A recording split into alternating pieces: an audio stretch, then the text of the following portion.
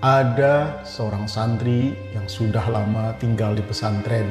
Dia bernama Ahmad. Hari itu Ahmad senang bukan main karena kepulangannya dari pesantren disambut acara syukuran oleh keluarga yang dihadiri tetangga dan juga tokoh agama di kampungnya.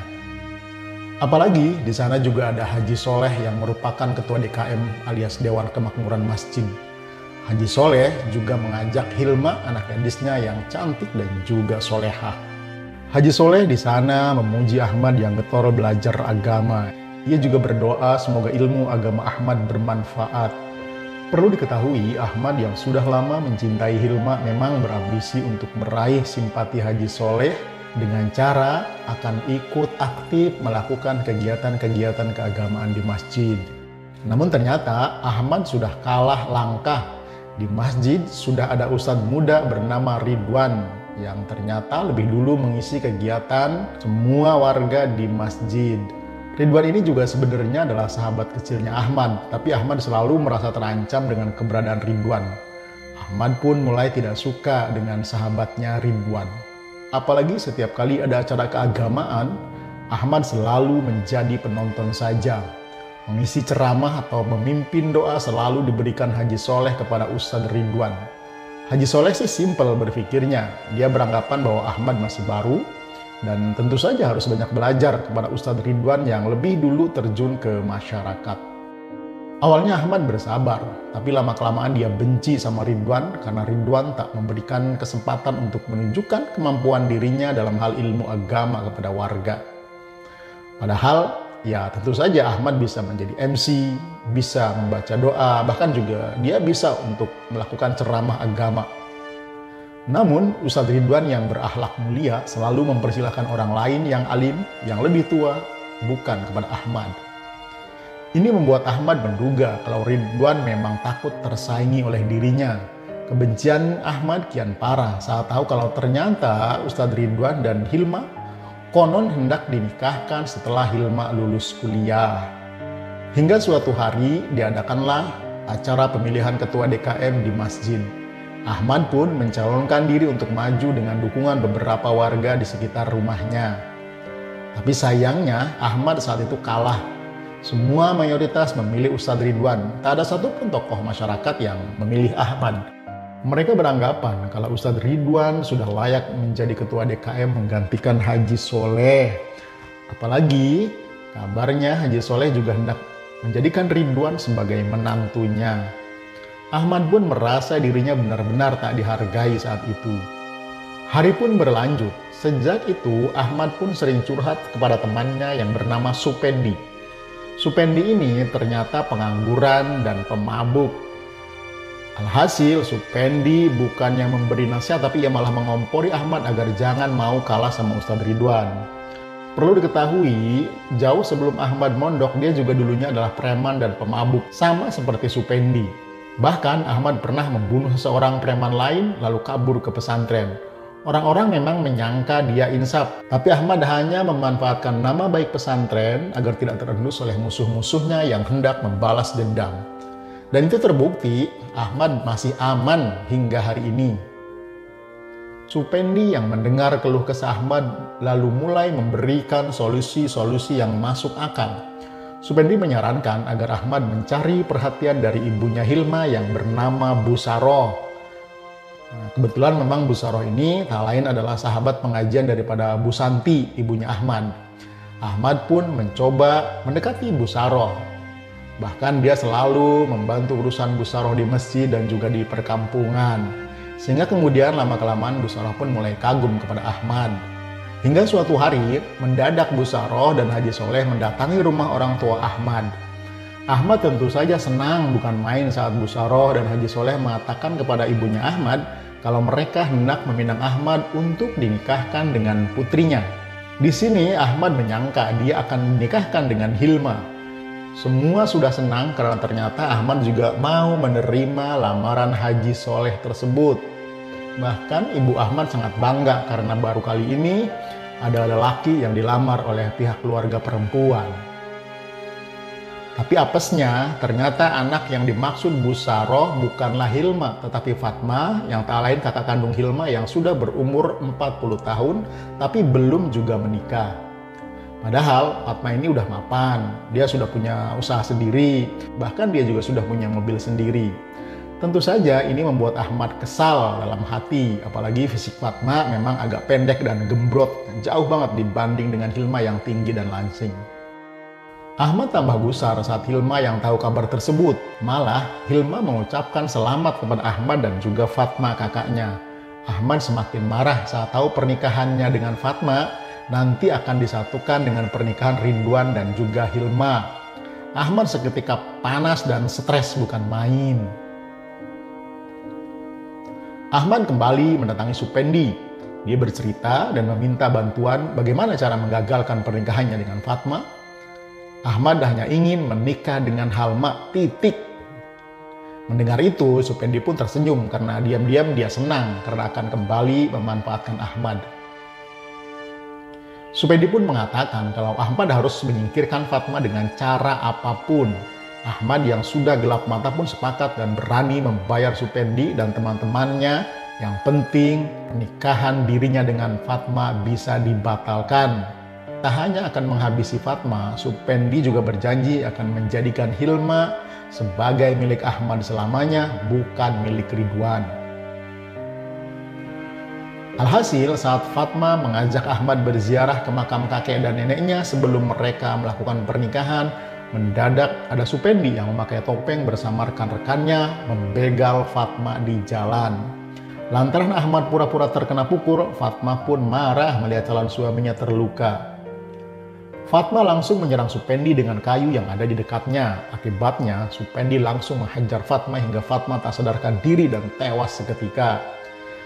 Sesaat kemudian, warga berdatangan. Nah, di sini Ahmad pura-pura terjatuh, memegangi kakinya dan teriak meminta pertolongan. Sementara itu, Supendi dan teman-temannya sudah pergi sejak tadi.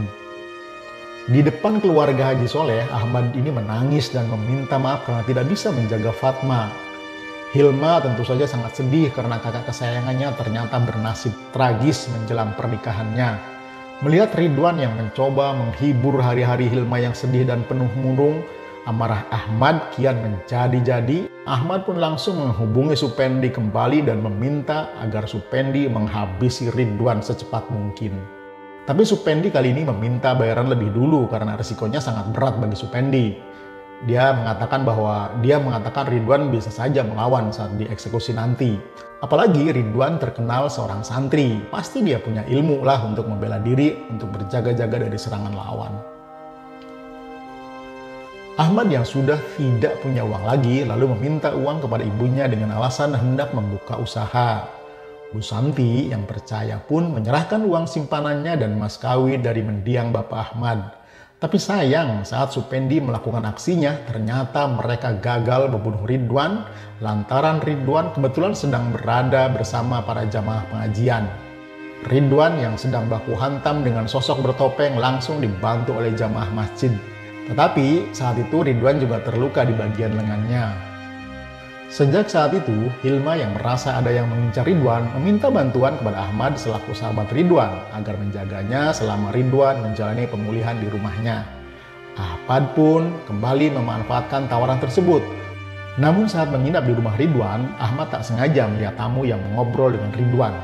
Ternyata orang itu memberikan uang hasil penjualan sebagian tanah warisan orang tua Ridwan yang konon akan dipakai membangun sebuah pondok pesantren. Ahmad pun langsung berpikir kalau saja uang itu bisa dia curi, dia pasti bisa segera melamar Hilma setelah Supendi berhasil menghabisi Ridwan nanti. Alhasil, saat malam kian larut, Ahmad bangun dan mencoba masuk ke kamar Ridwan yang agak gelap karena memang Ridwan hanya menggunakan lampu tidur di dalam kamarnya. Ahmad melihat Ridwan sudah tidur sangat pulas. Ahmad pun sibuk membuka lemari dan mengambil uang Ridwan. Saat dia hendak keluar kamar, mendadak Ridwan bangun dan memegangi tangan Ahmad. Ridwan kaget saat tahu orang itu adalah Ahmad yang kepergok memeluk amplop besar berisi uang miliknya. Karena panik, Ahmad ini seketika langsung menghajar Ridwan. Tetapi Ridwan melakukan perlawanan sehingga kemudian terjadi perkelahian di dalam rumah tersebut. Ridwan yang masih belum pulih lalu kehabisan tenaga. Ahmad pun dengan mudah memukul kepala Ridwan hingga dia tersungkur. Ahmad lalu jongkok dan memeriksa tubuh Ridwan. Dia lega bukan main karena Ridwan ternyata sudah tewas. Ahmad pun pulang ke rumahnya malam itu juga. Saat Ahmad memeriksa uang curiannya yang sangat banyak, ternyata Bu Santi yang baru selesai sholat malam muncul masuk kamar. Dia pun langsung menginterogasi anaknya soal keberadaan uang sebanyak itu. Apalagi muka Ahmad juga masih terlihat berdarah. Alhasil Ahmad pun kembali berbohong. Dia mengatakan baru saja dia menolong orang yang dirampok di jalanan. Ahmad lalu dikasih uang sebanyak itu sebagai imbalan dan rasa terima kasih dari orang yang ditolongnya. Lantaran Ahmad bercerita sangat meyakinkan, Bu Santi pun menyangka kalau doanya telah dikabulkan oleh Allah Subhanahu wa Ta'ala. Perlu diketahui, Bu Santi selama ini memang berdoa agar anaknya sukses dan banyak uang dari jalan yang tak disangka-sangka. Dia tak mau lagi melihat anaknya diremehkan warga. Kata Bu Santi, sejak Ahmad hendak menikah dengan almarhum Fatma, warga sering mengolok-ngolok kalau Ahmad hanya santri kere yang ingin numpang makan di hartanya Fatma. Pagi harinya, Hilma histeris bukan main saat mendapat kabar Ustadz Ridwan kekasihnya telah tewas. Hilma pun langsung menanyakan di mana Ahmad saat perampokan yang menewaskan Ridwan itu terjadi. Tapi ibu Ahmad pun langsung pasang badan membela anaknya. Dia bersaksi kalau Ahmad sedang bersamanya di rumah saat malam kejadian tersebut. Ahmad juga menguatkan kalau dia tidak bisa menjaga Ridwan karena Bu Santri memintanya untuk pulang. Sebagai anak yang baik, dia akan menuruti perintah ibunya. Hari pun berlalu. Hilma yang masih sedih mulai curiga kepada Ahmad. Alhasil dia pun menolak saat Ahmad dan ibunya datang ke rumah Haji Soleh untuk melamar Hilma. Ahmad kaget bukan main mendengar penolakan itu. Padahal hari itu Ahmad sudah datang membawa mobil baru dan membeli baju-baju baru. Bahkan dia juga membeli tas-tas mahal semuanya untuk Hilma. Tetapi ternyata Hilma malah menolaknya. Ahmad pun mencoba membujuk ayah Hilma, tetapi Haji Soleh tak bisa memaksa pilihan Hilma. Karena bagaimanapun juga Hilma sudah dewasa dan dia bisa menentukan pilihannya sendiri. Sementara itu, Supendi saat ini iri dengan Ahmad yang memiliki uang banyak. Dia dan teman-temannya sangat kesal karena merasa diberi upah sedikit, padahal nyatanya Ahmad ini punya uang banyak loh. Bahkan Ahmad ternyata mampu membeli mobil dan melamar Hilma. Alhasil, saat Ahmad dan Bu Santi pulang dari rumah Hilma, mereka melihat orang yang terkapar di pinggir jalan di dekat motor. Bu Santi langsung menyangka kalau itu adalah korban kecelakaan lalu lintas. Bu Santi kemudian meminta agar Ahmad menolongnya, tapi Ahmad menolak karena takut itu hanya jebakan saja. Meski demikian, Bu Santi tetap memaksa. Dia lalu turun dan memeriksa orang tersebut. Mendadak, beberapa orang bertopeng yang tak lain adalah Supendi CS menyergap Ahmad. Mereka langsung menarik pintu dan menodongkan golok. Dia meminta Ahmad menyerahkan mobil dan uangnya, tapi Ahmad memilih untuk melawan. Alhasil, duel pun terjadi di antara mereka. Ahmad pun langsung dipukuli berkali-kali hingga dia pingsan. Sementara Bu Santi yang berusaha mencegah mobil Ahmad dibawa kabur, langsung ditabrak oleh Supendi CS hingga tubuhnya terpental dan tewas seketika malam itu. Singkat cerita, Ahmad sudah berada di rumah sakit. Dia mengalami koma selama berhari-hari. Di saat itulah Ahmad seperti berada di alam lain. Dia merasa dirinya dimasukkan ke dalam api neraka yang berkobar-kobar. Ahmad menjerit-jerit ketakutan dan berteriak meminta tolong kepada ibunya. Tapi mendadak ada suara yang mengatakan kalau Ahmad adalah orang alim yang tak mengamalkan ilmunya. Bahkan dia adalah orang alim yang melakukan kejahatan sadis padahal dia tahu hukumnya seperti apa. Sontak saja Ahmad pun menangis sejadi-jadinya, apalagi saat dia melihat ibunya juga ikut masuk neraka karena membela Ahmad di depan Hilma. Ahmad pun mengatakan agar ibunya jangan disiksa, karena bagaimanapun juga ibunya adalah ahli ibadah dan ahli pengajian. Tapi tetap saja Ahmad dan ibunya disiksa di alam tersebut. Saat ibunya semakin menjerit kesakitan, Ahmad kian histeris dan berteriak sekencang mungkin. Saat itulah tubuh Ahmad yang sedang terbaring di sebuah ruang ICU di rumah sakit bangkit dan tersadar dari komanya. Ahmad yang kaget kemudian melihat seseorang bernama Ustadz Farhan yang sudah ada di sampingnya. Ustadz Farhan saat itu mengenakan pakaian yang serba putih. Ahmad menduga kalau memang Ustadz Farhan lah yang membawanya ke rumah sakit ketika kejadian saat itu. Awalnya Ahmad tak mau mengakui kesalahannya kepada Ustadz Farhan. Tapi saat dia diajak ke makam ibunya, seketika saja Ahmad tersungkur dan menyesali segala perbuatannya yang membuat ibunya tewas. Sejak saat itu, Ahmad pun kembali bertobat kepada Allah dengan sungguh-sungguh. Ahmad juga ingin sekali meminta maaf kepada keluarga Hilma, tapi dia belum siap kalau harus dibenci oleh Hilma. Ustadz Farhan pun memintanya pelan-pelan memperbaiki diri kembali. Ustadz Farhan yakin Ahmad pasti bisa. Apalagi memang Ahmad pernah mondok dan belajar ilmu agama. Di tengah usahanya mencari keberadaan Supendi yang sudah membuat ibunya celaka, Ahmad mendengar kabar kalau Ibu Hilma juga masuk rumah sakit. Rupanya Ibu Hilma sakit karena sedih sejak Fatma meninggal. Tentu saja ini juga membuat Ahmad kian merasa bersalah. Dia ingin menemui Bu Saroh dan bicara sama Hilma. Namun Hilma yang sedang berkabung sejak kematian Ridwan benar-benar tak mau bicara dengan Ahmad. Haji Soleh pun meminta agar Ahmad pulang kembali. Dia memohon agar Ahmad membiarkan Hilma tenang. Rupanya rumah Haji Soleh yang kosong karena sering ditinggal ke rumah sakit sudah dipantau oleh Supendi CS. Ia pun dengan leluasa menggasak uang dan kendaraan di rumah Haji Saleh. Nah, apesnya dia kepergok oleh Ahmad. Seketika saja, Supendi yang marah ketika Ahmad melarangnya mengambil barang-barang dari rumah Hilma langsung menyerang Ahmad. Maka pertarungan pun kembali terjadi antara Supendi dan juga Ahmad. Saat Supendi hendak menyabetkan goloknya ke arah Ahmad, Haji Soleh mendadak pulang. Alhasil Haji Soleh langsung pasang badan membantu Ahmad sehingga dia yang terkena sabetan golok dan meninggal saat itu juga. Sejak saat itu Hilma makin membenci Ahmad karena dia yakin ini semua adalah rekayasa Ahmad. Pasalnya sebelum meninggal Hilma masih ingat betul Ridwan pernah mengatakan agar Hilma waspada terhadap Ahmad. Ahmad yang sedang ingin bertaubat serius lalu kemudian marah kepada Allah Subhanahu wa Ta'ala karena dia yang ingin berbuat baik malah dituduh berbuat jahat. Ia pun merasa percuma bertaubat jika kemudian malah difitnah oleh Hilma.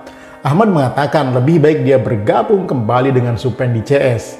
Ahmad sudah benar-benar kembali gelap mata, bahkan nasihat Ustadz Farhan pun tak dia dengar sama sekali. Hingga suatu hari, Ahmad melihat Hilma sedang dikejar-kejar oleh Supendi yang saat itu sedang mabuk dan ingin berbuat mesum kepada Hilma.